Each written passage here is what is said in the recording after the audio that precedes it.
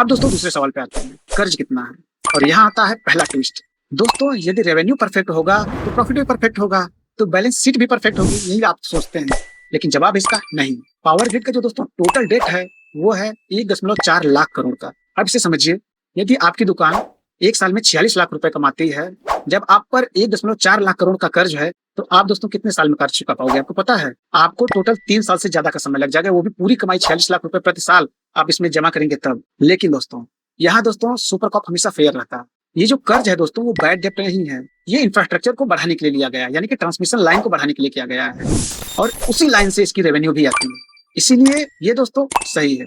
दोस्तों इसका डी जो है वो इसका एवरेज है वो 2.5 से लेकर के 3% के बीच में। जो सेक्टर का है इसके डेप्थ उससे थोड़ा सा ऊपर तो है, लेकिन जो इसका रेगुलर रिटर्न है दोस्तों उसमें ये मैनेज किया जा सकता है। तो दोस्तों ओवरऑल इसको एवरेज कह सकते हैं।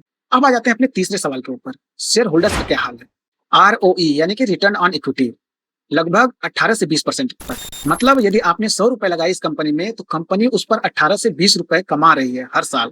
सोचिए, और FD देता है कितना आपको पता है? सिर्फ 7%। और पावर ग्रिड आपको दे रहा है 18 से 20%। सोचिए 3 गुना।